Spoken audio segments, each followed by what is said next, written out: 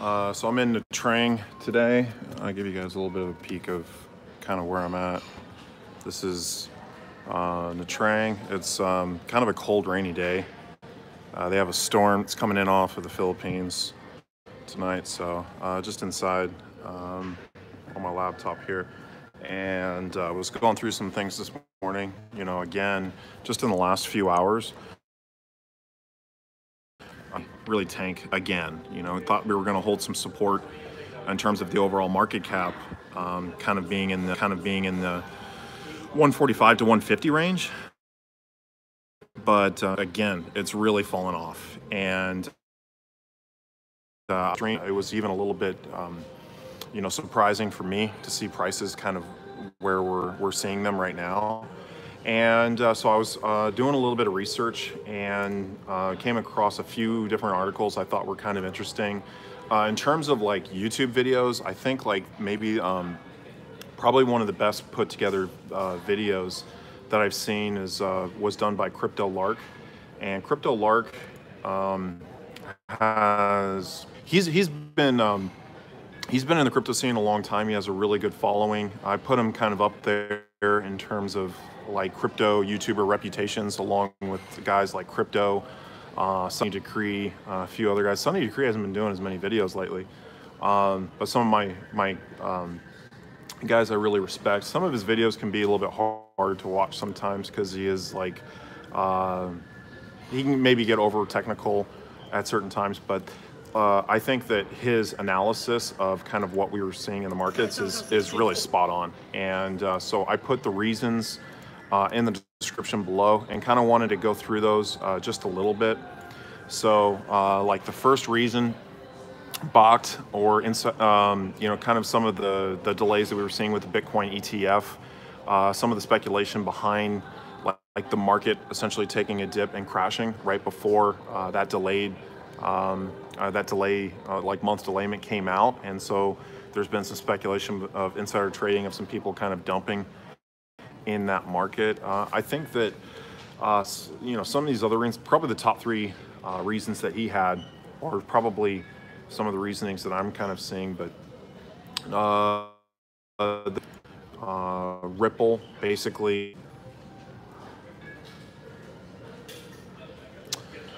Sorry, looks like I lost Wi-Fi there for a sec.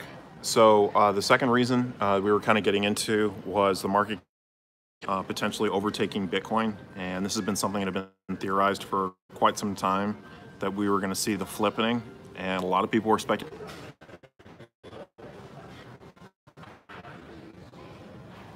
Sorry for the internet issues. Hopefully it'll stay strong. But again, kind of talking about you know, potentially seeing the flipping with Ripple over Bitcoin, and so that might be something we're seeing. But Ethereum down at 123, just continuing to drop, another 10% drop. I mean, some of these prices are really really pretty staggering. You know, kind of when we're seeing what they were just a short time ago. So some of the other reasons, the Bitcoin Cash fork, and some of the speculation behind that, Roger Ver and Craig Wright claiming to be very big major holders of Bitcoin. And there's been speculation that essentially with their whale status, they were selling off a lot of you know, their own personal stashes of Bitcoin to fund the, you know, Bcash like hash wars that were kind of happening. And so there was a lot of speculation behind a lot of the activity that was going behind the Bcash fork, that there was a lot of money being driven into those markets through some of the whales that are there, namely Roger Ver and Craig Wright, though there may have been others that were involved as well. Looking at some of the other reasons, so those are probably some of the top reasons. Mining has really become very, if you're looking at like the hash rates have really kind of exponentially, or not, well, I wouldn't say exponentially, but they've been steadily increasing. Just recently, they've actually taken a little bit of a dip. But for the 2018, we've pretty much seen a steady incline with the hash rates of Bitcoin, making Bitcoin mining less and less profitable and causing a lot of Bitcoin mining operations to pull the plug. The big one, namely, was one of the first ones that I did a very kind of professional crypto video on, which was gigawatt mining. I had a lot of faith behind gigawatt mining after meeting with Dave Carlson and seeing the operations there a year ago. The ICO that they were doing with their gigawatt token did not do very well, and part of it was because I guess it never really truly launched. And now they're going through bankruptcy, and I guess they're like forcing them to perhaps leave the county. They had a lot of operations that were in the central Washington area, and so that may have been part of the bankruptcy settlement. I know that he did a lot of work, and there was a lot of legalities behind setting up all of the electricity grids coming into those mining farms. So kind of the operations and everything that they had been setting up, it was done in a way that was going to favor mining operations in terms of power consumption because of the agreements they were doing with the public utilities and some of the local municipalities in terms of getting large amounts of electricity fed into those mining operations. They were one of the largest mining operations that were out there by their own admission. So they were a little bit I guess secretive with some of the mining operations that they were giving us tours of, and they had them kind of scattered across eastern Washington. So it was kind of interesting to see that, because that just recently hit the news in the last day or two. The SEC has really been ramping up their kind of, you were seeing that they're finding Ether Delta, the creator of Ether Delta. They're going after a lot of crypto companies as being, classified as unregistered securities. So they really want people to play by the rules and respect their authority. And if you're not willing to do that, they're going to be coming after you if you're a crypto platform. And so we're going to see a little bit of that kind of playing into the market speculation, but I think that that's adding a little bit of uncertainty, and that's why we're seeing perhaps investors that are pulling out of some of those markets. One of the other things that we're kind of looking at the big picture, the stock market has been down. The market's been way down recently, and there's been a little bit of a pullback globally in the economic market, which apparently, it may seem as though crypto is not immune to having been affected by the financial markets and the traditional financial markets. So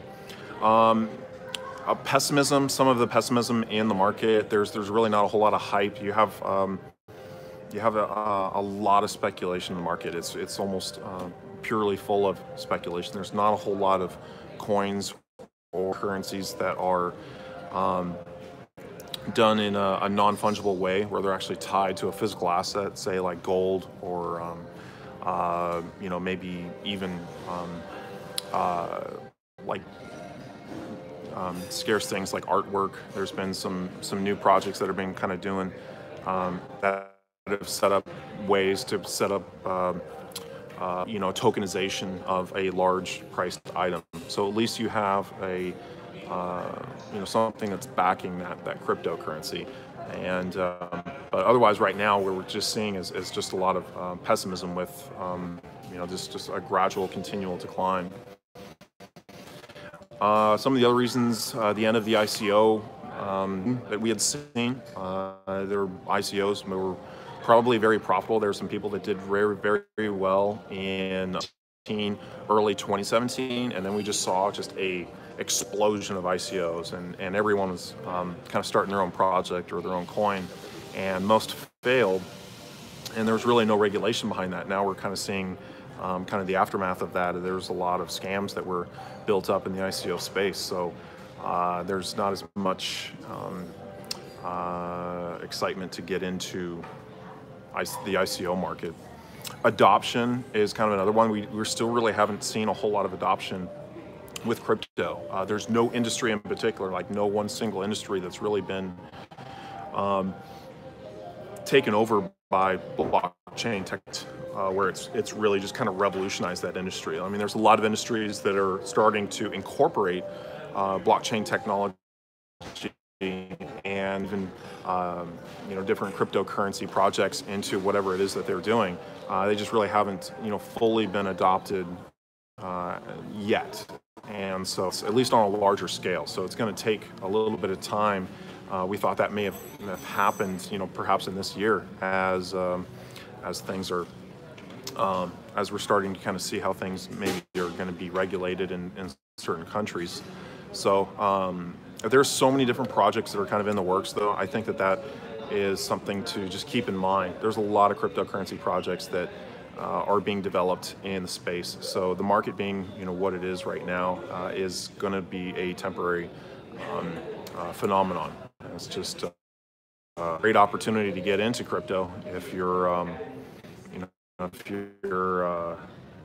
sitting on an investment standpoint and want to put in a little bit of money at some of the last reason I think I'm going to go over. So lost internet 3 times now on my live stream. It's unreal.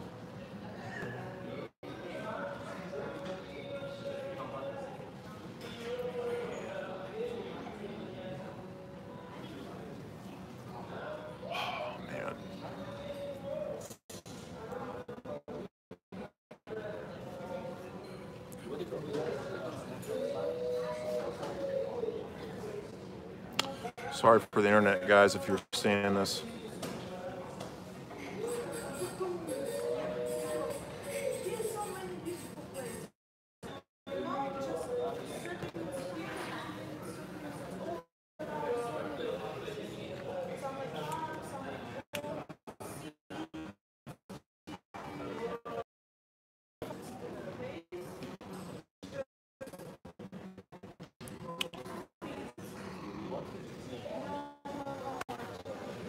Unbelievable.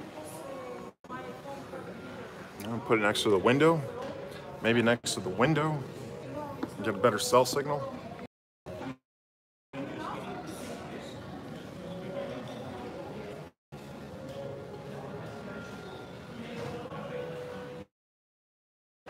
Dude, I'm in the middle of a major US city in a nice hotel, and I can't get internet that's good enough to run a live.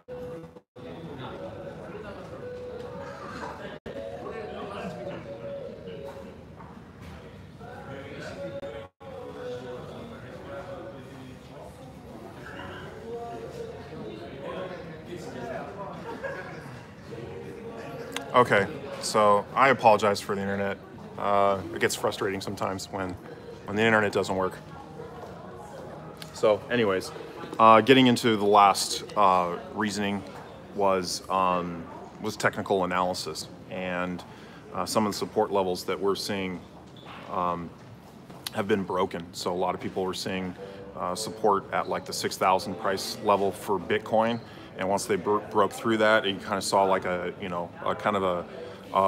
a bit of a drop off, because the next support level was much lower. Whether you want to look at that at like 5,000, 4,500 range, and then again, once it kind of broke through that kind of price plateau, at least when you're looking at that from a trading standpoint, there's a lot of room to come down, and so.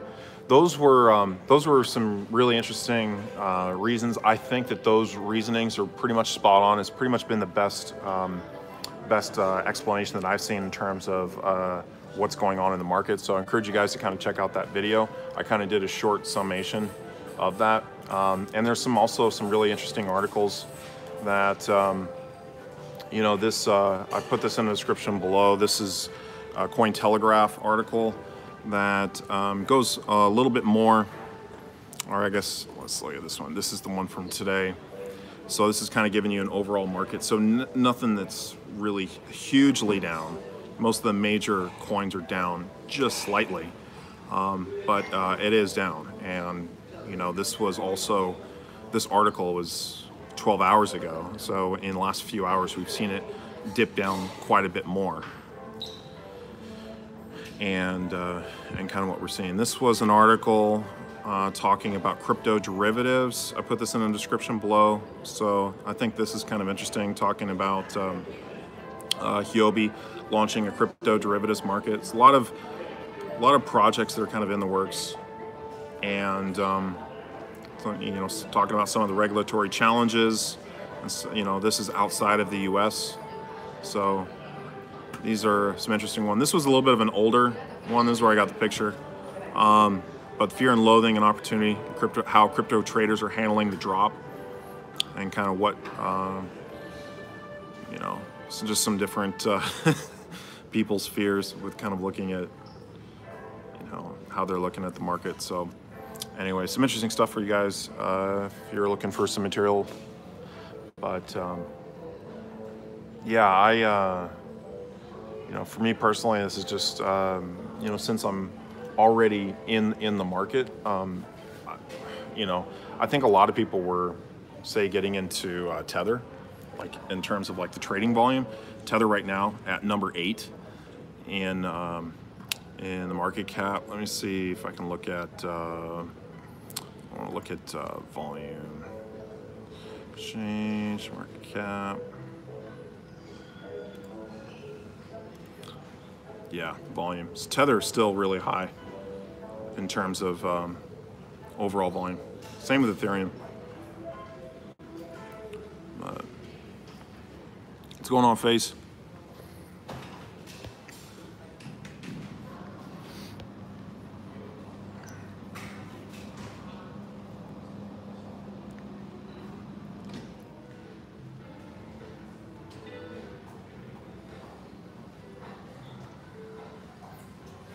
Signal getting 51% attacked. I'm just reading some of these messages now when I was having some issues with them on live stream.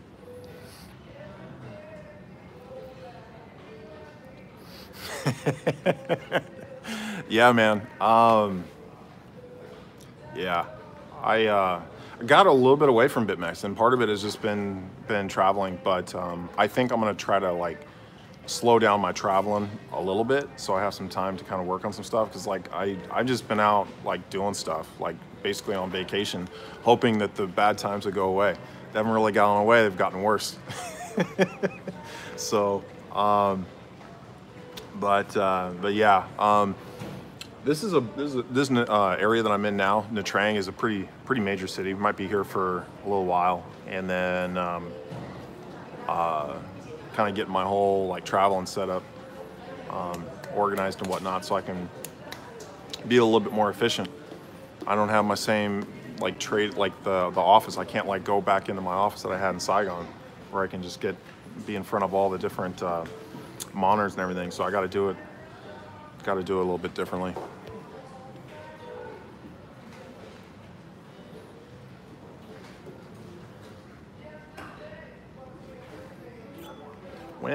What is yeah, Bitcoin currently at 42. 42. Do you use stablecoins or wait until it gets back to value? I haven't been using stablecoins because there's a lot of uncertainty behind Tether. For one, I think like the TrueUSD, I'd be interested in getting more involved with that, or getting involved with a project or a trading platform that was using more of that. Let's take a look at that. But I've been a little bit, I don't know, I'm a little scared of using Tether. I know, yeah, TrueUSD, they got a few other ones. Like they have this, I don't know a whole lot about this USD coin. Maybe that was one of the new ones that came out with Gemini Exchange. Is that what that is? But TrueUSD now 30th in terms of its market cap, and it's kind of exploded here. But where is it trading? Cashier Rest? I don't even know this one. That's where all the volume is. Other than that, it's Binance. Maybe maybe it would have been a good idea to transfer some of my holdings that I had in Binance. You know, it's kind of late at this point, but most of the volume in Binance.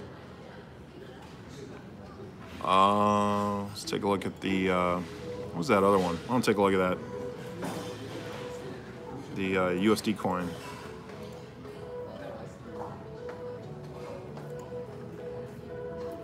Poloniex, Binance, Coinbase Pro, a little bit more distributed.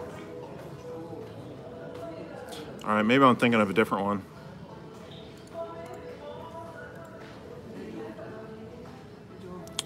Brought to you by Circle and Coinbase. Oh, that's Coinbase's stablecoin. I was trying to get away from Circle.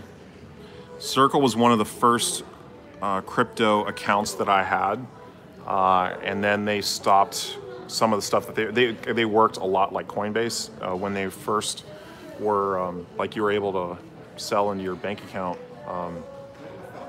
They kind of stopped doing that, and they kind of switched operations, and then they got bought out by Goldman Sachs, and so I lost interest in being involved with them at that point. But I think the TrueUSD would be the one that maybe I'll be looking to get a little bit more involved with.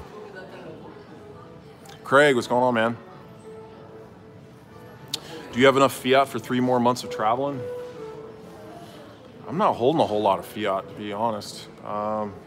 I got a few $1,000s. I mean, a few $1,000 would probably last me, you know, a few months in Vietnam. Like if I'm being careful with my spending.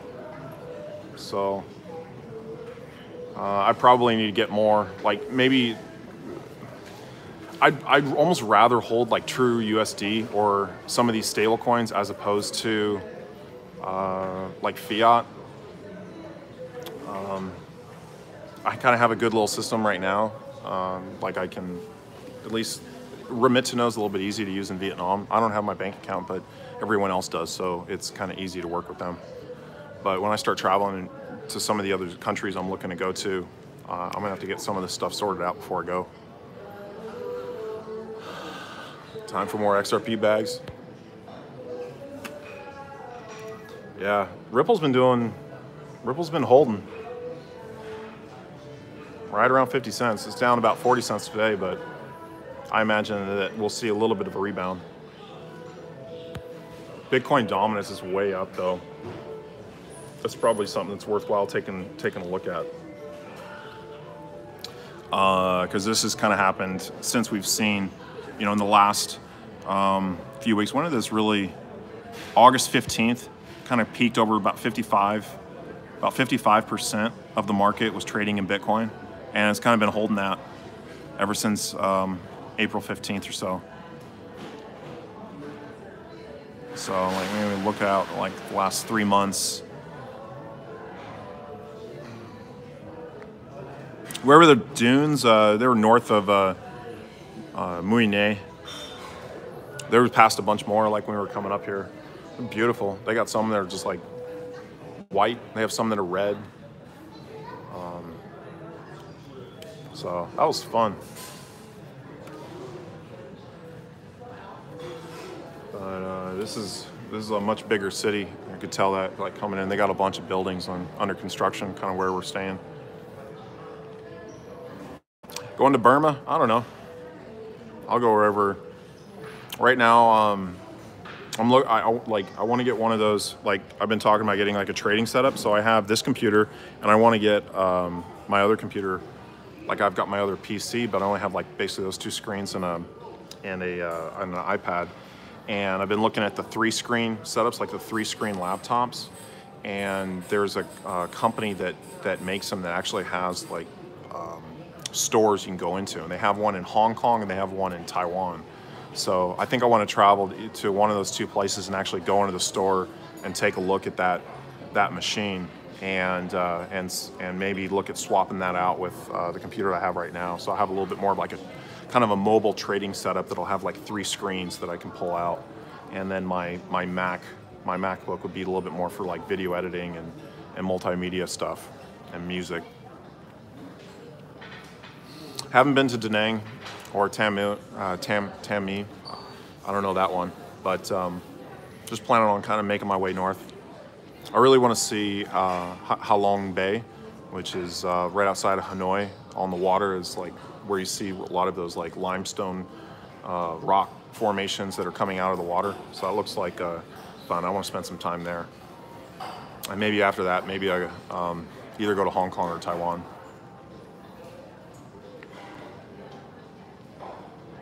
Burma is a cool visit. Bagan is a must. Plan on traveling around Southeast Asia, so I'll be around. So anyways, those are some resources for you guys to consider in this bear market that we're in right now. I'd be interested to see how low it goes. You know, I was thinking that the bottom was yesterday. We were seeing, like, you know, bounce it around 145 billion in the market cap, and apparently it wasn't over, because we were just sitting between 136 and 137. I don't know, maybe this goes below 100. That'd be kind of crazy if it did, but we'll see. Last time we saw these prices, or the market cap at these level, was September 19th, 2017. You know, and of course it was right before that just insane boom. But that was kind of more some of the normal levels we had seen in that area.